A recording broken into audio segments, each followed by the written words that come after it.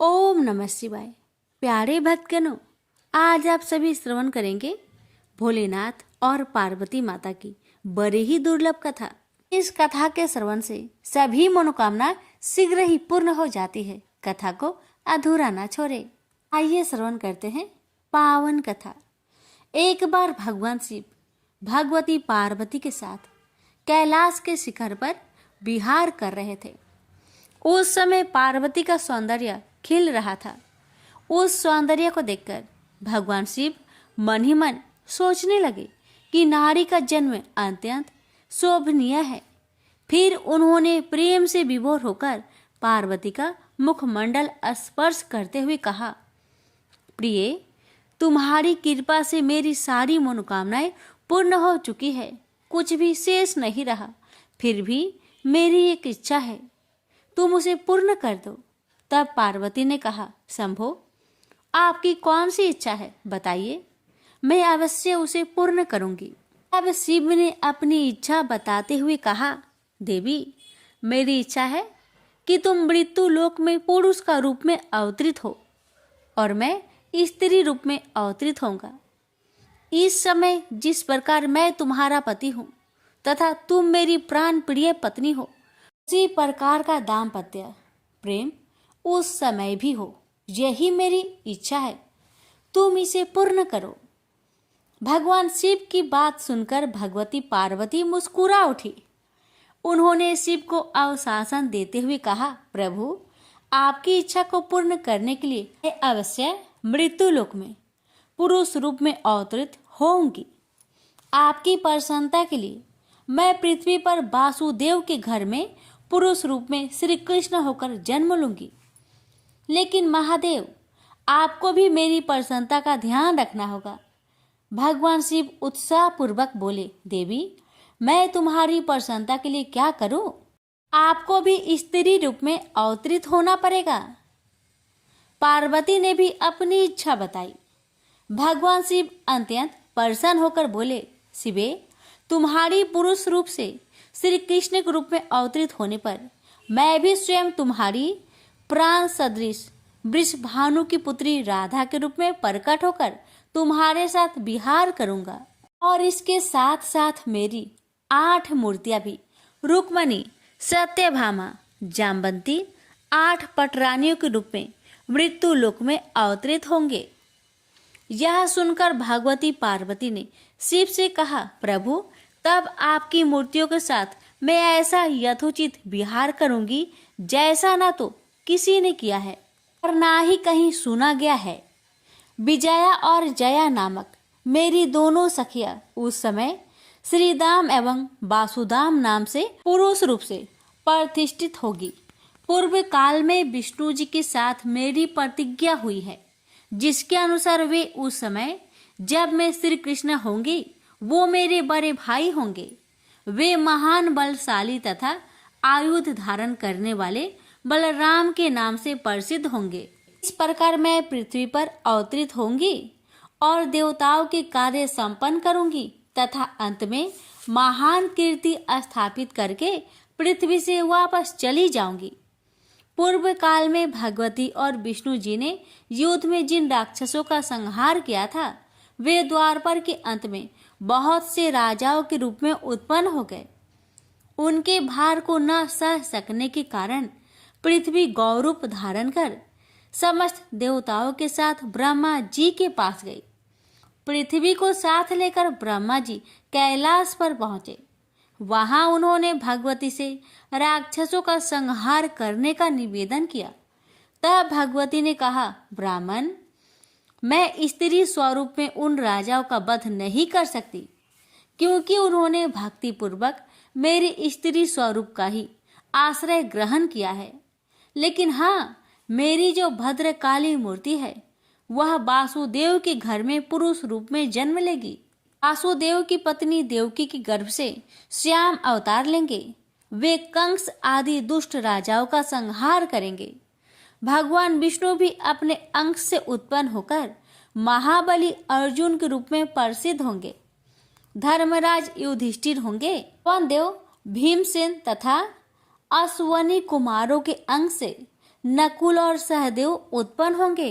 ये सब धर्म परायण होंगे। दुष्ट दुर्योधन आदि का पांडवों से युद्ध होगा।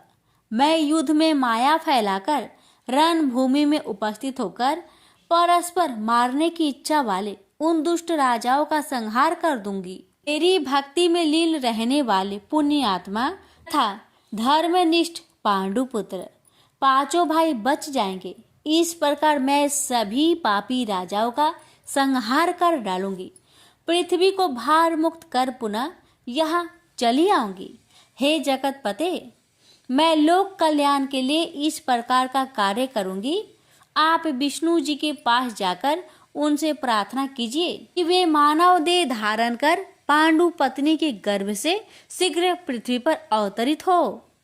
भगवती के इस प्रकार कहने पर ब्रह्मा जी भगवान विष्णु के पास पहुंचे और उनसे पृथ्वी पर अवतरित होने के लिए प्रार्थना की।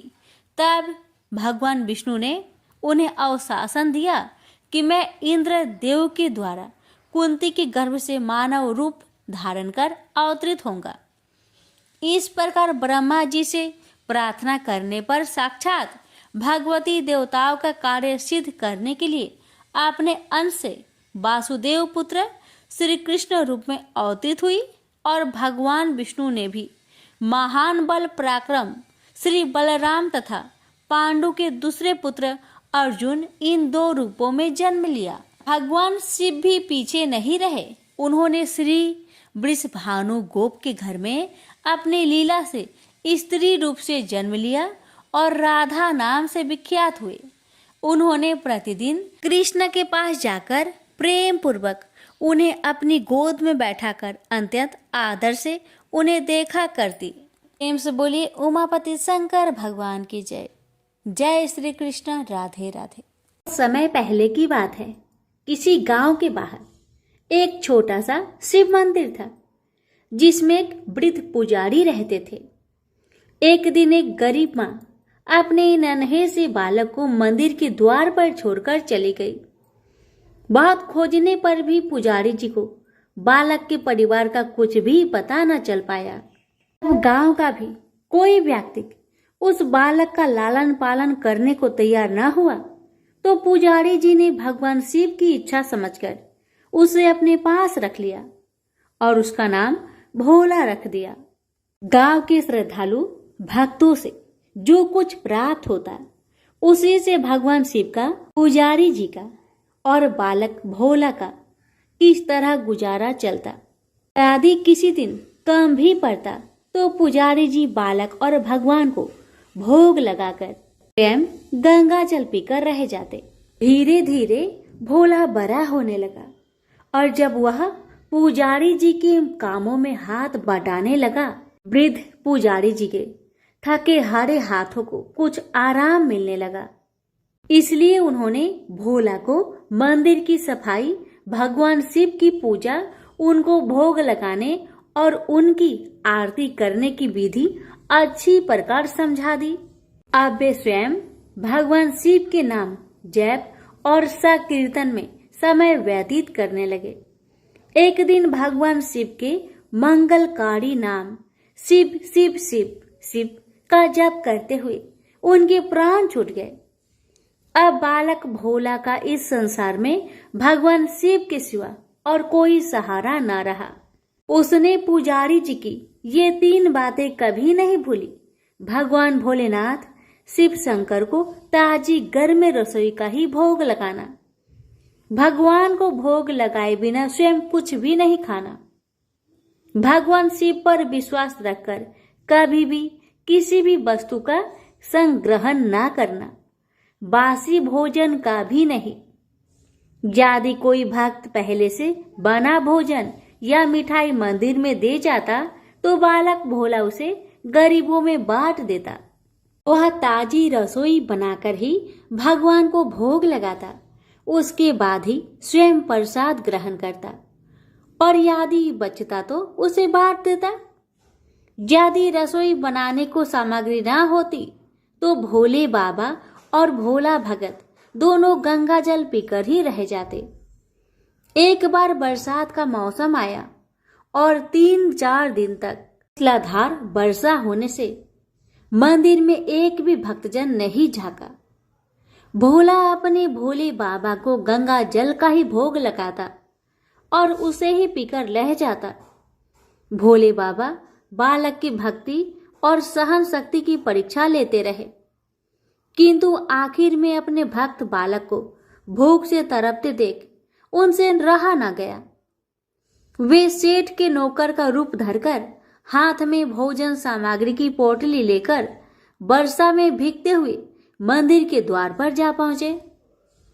उन्होंने आवाज लगाकर भोला को बुलाया और उसके हाथ में पोटली देते हुए बोले, सेठ जी ने यह सीधा कच्चा राशन भेजा है, इससे रसोई बनाओ, भोग लगाओ और स्वयं भी प्रसाद पाओ। मैं कल फिर आऊंगा। भोला भगत ने आशीर्वाद देकर उसे विदा किया और सूखी गीली लकड़ियों के धुएं में गर्म रसोई बनाकर भोले बाबा को भोग लगाया।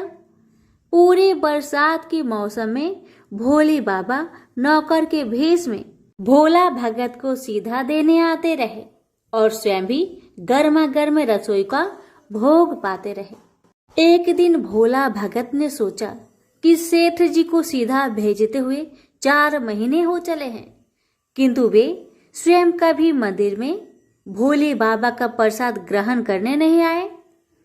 अगले दिन जब भोले बाबा नौकर का भेष में सीधे की पोटली देने आए, भोला भगत उनसे बोला, आई तुम्हारे इतने धर्मात्मा सेठ जी कभी स्वयं मंदिर में प्रसाद लेने नहीं आए, इस कारण मेरा हृदय अत्यंत दुखी हो रहा है। अपने सेठ जी से कहना कि कल वे भी मंदिर में प्रसाद ग्रहण करने अवश्य पधारे।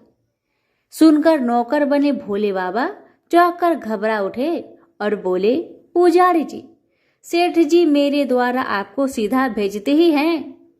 आप इससे भगवान को भोग लगा लेते हैं और स्वयं भी प्रसाद पाते हैं। फिर सेठ जी को बीच में बुलाने की क्या जरूरत है? जैसा चल रहा है वैसा ही चलने दीजिए। भोला बोला, ऐसे कैसे चलने दूं? आपके धर्मात्मा सेठ जी इतने दिनों से सीधा जो भेज रहे हैं, क्या मैं उन्हें भगवान का प्रसाद देने का अपना कर्तव्य भी पूरा ना करूं? मैं किसी का उद्धार खाने वाला नहीं हूं। अपने सेठ जी से कह देना कि यदि कल भोले बाबा का प्रसाद ग्रहण करने ना पधारे तो मैं उनका सीधा लेना बंद कर दूंगा।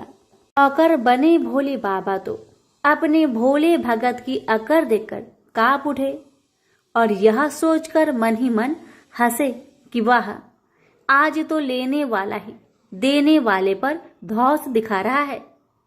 लेकिन सरल हृदय भक्त के मनोभाव पर रीझ कर वे बोले, ठीक है पुजारी जी, कल सेठ जी मंदिर में प्रसाद ग्रहण करने जरूर पधारेंगे। दूसरे दिन बड़े सवेरे ही भोले बाबा नौकर का भेष में दूध और बहुत सारी भोजन सामग्री लेकर मंदिर में पहुंच गए। भोला चौंकते हुए बोला, भाई आज इतना सारा सीधा किस लिए ले आए? नौकर बने भोले बाबा बोले, पुजारी जी भूल गए क्या? आज आपने सेठ जी को प्रसाद के लिए बुलवाया है, इसलिए आप छप कर रसोई बनाए और भोले बाबा को भोग लगाइए। हाँ, ये तो बता दीजिए कि सेठ जी किस समय पधारे। भोला ने प्रसन्न होकर उन्हें सेठ जी के आने का समय बता दिया। अब भोला भगत की इच्छा पूर्ण करने के लिए भोले बाबा कैलाश पर सेठ का रूप धारण करने लगे। इधर अपने स्वामी को एक प्यारे भक्त के यहाँ जिमने जाने का समाचार सुनकर ममतामयी अन्नपूर्णा मां पार्वती भी भला कैसे पीछे रहती। वे भी पति की आज्ञा लेकर सेठानी का रूप धारण करने में जुट गई। भोले बाबा ने अपने गले से मुंडों की माला उतार दी, शरीर पर लगी भस्म, कमर पर पहना हुआ बाघंबर और बाहों और कानों में पहने सर्पों के हार भी उतार कर रख दिए। उन्होंने एक मखमल का सुंदर कुर्ता धारण कर लिया, अपनी जटाएं सीधी कर गंगा और चंद्रमा को उनमें छिपा लिया और ऊपर से एक सुंदर रंग बिरंगी पगड़ी पहन ली। देव नंगे पैर विचरण करने वाले शिव जी ने आज अपने दोनों पैरों में रेशमी जूतियां धारण कर ली। हाथ का त्रिशूल और डमरू भोले बाबा ने नंदी के हाथ में थमा दिया और अपने हाथ में एक सुंदर छड़ी लेकर पार्वती जी के तैयार होने की प्रतीक्षा करते हुए कैलाश पर चहलकदमी करने लगे। इधर पार्वती जी घंटों से मेकअप करने में जुटी हुई थी। उन्होंने आज अपने पति देव के नगर में बनी सुंदर बनारसी साड़ी निकालकर पहनी, जिसका रंग सेठ से बने शिव जी के कुर्ते से मैच कर रहा था। उन्होंने सोने चांदी हीरे के जगमगाते हुए आभूषण धारण कर लिए, पैरों में सुंदर सैंडल पहन ली, बगल में सुंदर सा पर्स दबा लिया और भोले बाबा के बार बार आवाज लगाने के बाद श्रृंगार कक्ष से बाहर निकल कर आई।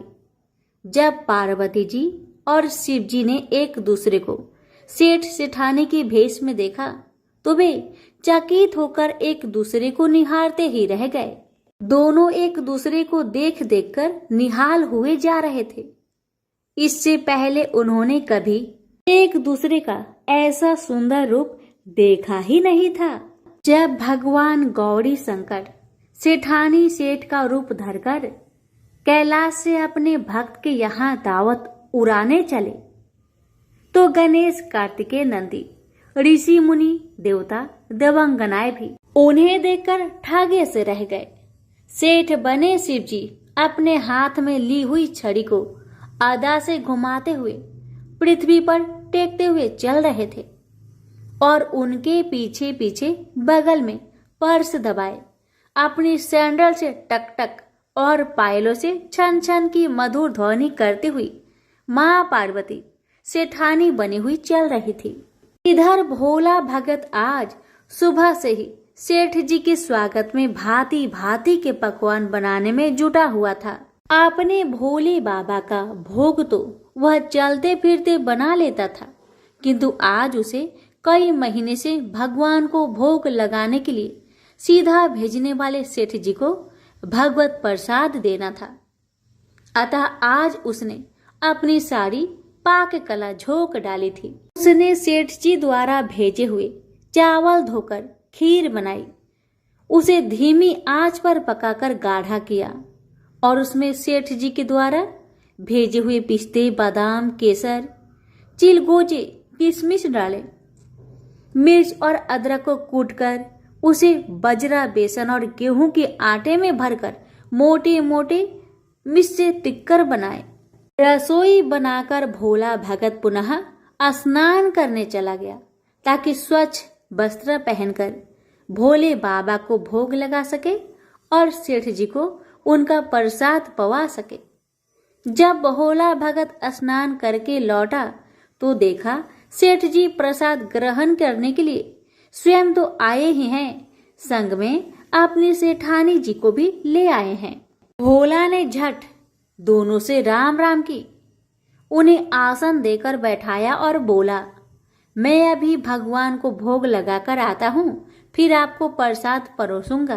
भावना के भूखे भोले बाबा से भूख सहन नहीं हो पा रही थी, इसलिए वे बोले, पुजारी जी भगवान को जल्दी से भोग लगाइए, मुझसे भूख सहन नहीं होती। भोला भगत बोला, सेठ जी भूख तो मुझे भी बड़ी जोर से लग रही है, किंतु मैं अपनी भूख के कारण भगवान को भोग लगाना नहीं भूलता। यदि दुनिया के सारे लोग इसी तरह अपनी भूख के लिए भगवान को भोग लगाना भूल जाए तो भगवान तो भूखे मर जाएंगे। सेठ जी बने भोले बाबा एक पत्तल उठाते हुए बोले, पुजारी जी आप भोग लगाइए, इधर मैं पत्तल परोस लेता हूँ, मुझसे भूख सहन नहीं हो पा रही है।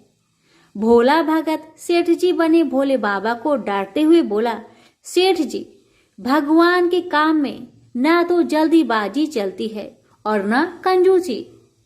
मैं जब तक भगवान को भोग नहीं लगा लेता आप रसोई के पास भी नहीं फटक सकते। चुपचाप इधर बैठ जाइए और ओम नमः शिवाय जपते रहिए। मैं अभी आता हूँ और आपको पेट भर भोजन कराता हूँ। सेठ बने शिवजी डांट खाकर चुपचाप अपने आसन पर जा बैठे।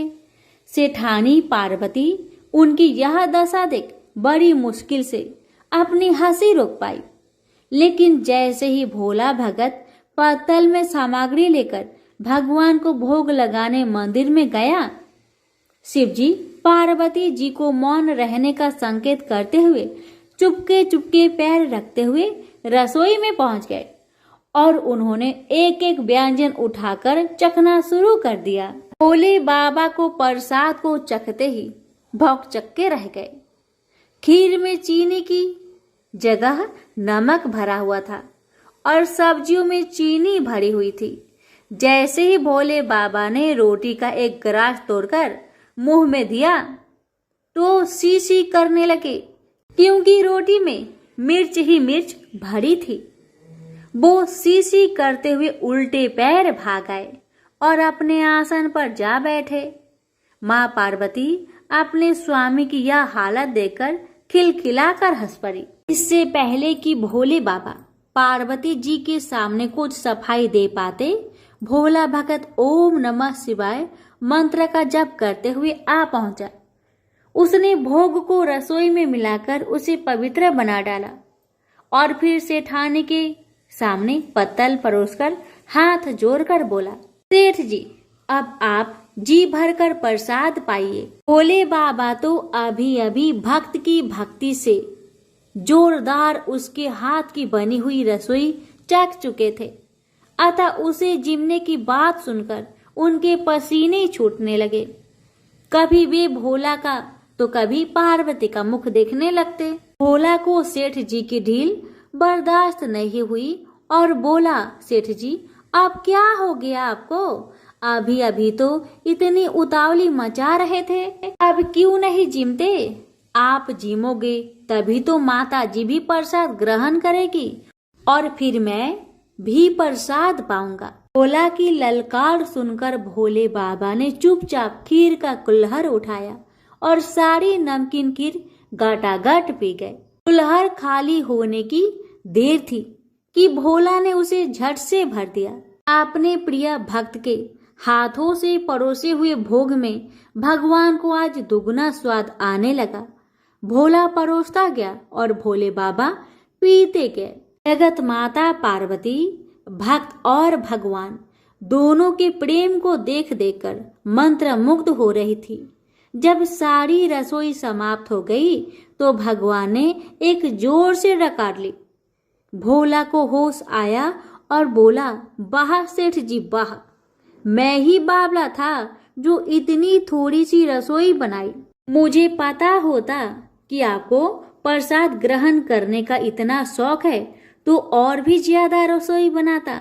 भोले बाबा अपने पेट पर हाथ फेरते हुए सेठानी बनी पार्वती की ओर मुस्कुराकर देखते हुए बोले, पुजारी जी मैं इतना रोज कहाँ खाता हूँ, किंतु आज प्रसाद इतना स्वादिष्ट बना था कि अपने पर बस नहीं कर रहा और खाता ही चला गया।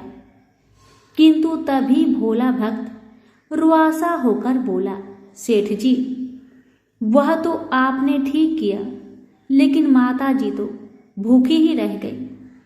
ममतामयी पार्वती माँ से भोला का रुआसा मुख देखा नहीं गया। उन्होंने बची हुई खीर की 4 बूंदें अपने कंठ में टपका ली। भोले बाबा द्वारा भोग लगाने से प्रसाद में अद्भुत अलौकिक स्वाद भर गया था। ऐसी सुगंधित और मीठी खीर चखकर जगत जननी आकंठ तृप्त हो गई और उनके तृप्त होते ही सृष्टि का प्रत्येक प्राणी तृप्त हो गया। भोला भगत बोला, सेठ जी आपने और माता जी ने प्रसाद ग्रहण कर लिया, इससे मुझे अत्यंत संतोष हुआ है। समझ लीजिए कि आप दोनों द्वारा प्रसाद ग्रहण करने से मेरा भी पेट भर गया। मेरी तो वैसे भी महीने में 4 एकादशी हो जाती है, किंतु मैं भी एक दाना ले ही लेता हूँ, जिससे कि भोले बाबा के प्रसाद का अनादर ना हो। यह कहकर जैसे ही भोला ने खीर के पात्र में लगा चावल का एक दाना उठाकर अपने कंठ में डाला, उसकी जन्म जन्मांतर की भूख प्यास मिट गई और समस्त वासनाओं और इच्छाओं की तृप्ति हो गई। उसके ज्ञान के नेत्र खुल गए और उसने देखा कि उसके सम्मुख त्रिलोकीनाथ भगवान शंकर और जगत जननी मां पार्वती आशीर्वाद की मुद्रा में मुस्कुराते हुए खड़े हैं। भोला दौड़कर उनके चरणों में लौटता गया लौटता गया और उन्हीं में समा गया। प्रेम से बोलिए हर हर महादेव, माता पार्वती की जय। आप सभी भक्तों पर भोलेनाथ माँ पार्वती की कृपा सदा सर्वदा बनी रहे। प्राचीन समय में काशी के समीप एक नगरी थी जो जंगलों से घिरी हुई थी। इसी नगरी में नंदी नाम के एक धनिक वैश्य रहते थे। वे धर्म कर्म में विश्वास करते थे और श्रद्धा भक्ति भाव से भगवान का चिंतन करते थे। उनका नियम था कि वे जंगल के मंदिर में प्रतिदिन पूजा करने जाते थे, दान करते, गरीबों की सहायता करते।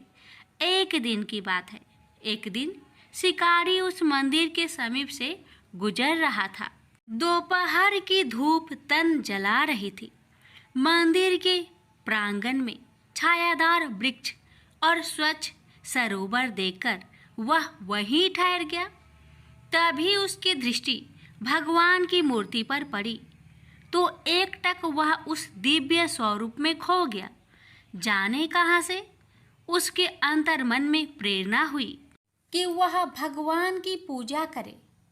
वह उठा और वहीं एक बेलपत्र पड़ा था, उठा लिया और अंदर पहुंचा। बेलपत्र को वहीं रखकर वह सरोवर में से अंजलि भर पानी लाया। पानी से स्नान कराकर उसने बेलपत्र चढ़ा दिया। फिर अपनी बुद्धि के अनुसार अपनी हथेली दांतों से काटकर रक्त चढ़ा दिया। पूजा से निवृत्त होकर वह पेड़ के नीचे लेटा तो उसे भूख प्यास नहीं लग रही थी, जबकि वह सुबह का भूखा था। इसे भगवान का ही चमत्कार समझकर उसने रोज वहां आकर पूजा करने का निश्चय किया। दूसरे दिन प्रातःकाल नंदी वैश्य पूजा करने आए। मंदिर में सड़ा हुआ बेलपत्र और खून के छींटे देखकर वह अबाक रह गए। यह अमंगल कार्य किसने किया? ऐसा भ्रष्ट विघ्न पहले तो कभी नहीं हुआ। अवश्य मेरी पूजा में कोई त्रुटि रह गई है। ऐसा सोचकर उन्होंने मंदिर को धो पोंछकर स्वच्छ किया और अपनी पूजा की। तत्पश्चात घर लौटकर अपने पुरोहित को यह सब बताया। अवश्य कोई दुष्ट जंगली होगा। कल मैं स्वयं चलूंगा और उसे डांटूंगा कि ऐसा अनर्थ करने से महादेव रुष्ट हो जाएंगे। पुरोहित ने कहा। अगले दिन दोनों पूजा सामग्री लेकर मंदिर पहुंचे। वहां कल जैसी ही स्थिति आज भी थी। नंदी वैश्य और पुरोहित ने मंदिर को फिर साफ किया और शिव के महामंत्र का जाप किया। वेद मंत्रों की धुन से आसपास का वातावरण गूंज उठा, परंतु दोनों की दृष्टि मंदिर आने वाले मार्ग पर लगी थी। शिकारी दोपहर के समय आ गया। शिकारी की भयंकर आकृति देखकर दोनों भयभीत हो गए। ऐसे खूंखार मानव से जो राक्षस सदृश लग रहा था, डर जाना स्वाभाविक था। दोनों ही भगवान रुद्र की विशाल मूर्ति के पीछे जा छिपे। उनकी आंखों के समक्ष ही उस जंगली ने उनकी पूजा नष्ट भ्रष्ट कर दी। अपनी पूजा शुरू की, जल से स्नान कराया और बेलपत्र चढ़ाकर अपनी घायल हथेली में पुनः चाकू मारा तो रक्त के साथ मांस भी निकल पड़ा। दोनों चीजें पूर्ण भाव से प्रभु को अर्पित कर दी। फिर साष्टांग दंडवत करके चला गया। महाराज, ये तो कोई राक्षस है। नंदी वैश्य बोले, इसे तो किसी ज्ञान, प्रलोभन या भय से नहीं रोका जा सकता। ऐसी चेष्टा भी करते हैं तो यह निर्दयी जीवित न छोड़ेगा। सत्य कह रहे हैं आप। यह मूर्ख है तो क्या करे? भगवान को यूं ही अपवित्र होने के लिए छोड़ दे? नहीं, इस समस्या का एक ही उपचार है। मूर्ति को यहाँ से ले चलो और अपने घर में स्थापित करो। दोनों ने यही निर्णय किया और घर लौट आए। नंदी वैश्य ने आधा दर्जन मजदूर लिए और बैलगाड़ी में बैठकर मंदिर जा पहुंचा। एक दुष्ट जंगली मंदिर को अपवित्र करता है, समझाने पर भी नहीं मानता, इसलिए मूर्ति को घर ले चलो। नंदी ने अपने मजदूरों से कहा। तत्काल मूर्ति को उखाड़ लिया गया और बैलगाड़ी में लादकर नगर में लाया गया। नंदी वैश्य ने पूर्ण विधि विधान से मूर्ति को वैद्य मंत्रोपचार के साथ अपने घर में स्थापित किया। रात भर मूर्ति के समक्ष भजन कीर्तन होता रहा। दूसरे दिन शिकारी अपने निर्धारित समय पर पूजा करने पहुंचा तो मूर्ति को वह न देखकर सन्न रह गया। ए भगवान, कहाँ गए? लगता है कि कहीं छुप गए। शिकारी ने मंदिर का कोना कोना छान मारा, भगवान वहां कहीं भी न थे। वह वहीं बैठकर जोर जोर से रोने लगा। हे शंभो! वह भाव विह्वल होकर रोने लगा। मुझे क्यों त्याग दिया भगवान? मुझसे क्या भूल हो गई जो आप इस तरह मुझे छोड़कर चले गए? मैंने तो कोई अपराध नहीं किया। यदि भूलवश कोई अपराध हो भी गया है तो मुझे क्षमा कर दो प्रभु। मैं आपकी पूजा के लिए व्याकुल हूँ भगवान। वहाँ होते तब तो उत्तर देते। शिकारी ने उस मूर्ति स्थल को ही भगवान की संज्ञा दी और अपनी पूजा प्रारंभ कर दी। हे जगन्नाथ, बिना आराध्य के कैसी पूजा? परंतु मैं विवश हूँ, मेरा आवेग नहीं रुकता। मेरी यह पूजा स्वीकार करो और तत्पश्चात मैं अपने प्राण त्याग दूंगा, क्योंकि बिना स्वामी के दास कैसे जीवित रह सकता है। उसने बेल पत्र और जल चढ़ाकर अपने हाथ से मांस काटकर रक्त सहित उसी स्थान पर समर्पित कर दिया जहां पहले मूर्ति थी। फिर सरोवर में स्नान करके अखंड ध्यान में बैठ गया। उसके हृदय में कोई कामना नहीं रही थी। दिन प्रतिदिन उसका ध्यान सघन हो रहा था। उसके हृदय में ओम ओम की धुन प्रतिध्वनित हो रही थी कि रात की कठिन साधना श्वास से विरत होकर प्राण में पहुंच गई थी। कैलाशवासी महादेव अपनी समाधि में लीन थे। जब भक्त की प्राणयुक्त पुकार उनके मर्म से टकराई तो भगवान भोलेनाथ ने समाधि छोड़ दी और दिव्य दृष्टि से चहु और देखा कि रात को निष्काम भक्ति करते देखा तो दौड़े उसके समक्ष पहुंचे। वत्स, आंखें खोलो, मैं तुम्हारे समक्ष हूँ। तुम्हारे कठिन तप और भक्ति भाव से मैं अति प्रसन्न हूँ। तुम अपनी अभिलाषा व्यक्त करो। भगवान रुद्र ने प्रेम पूर्वक कहा। किरात ने आंखें खोली तो समक्ष अपने आराध्य को देखा। भगवान वह विह्वल होकर उनके चरणों से लिपट गया।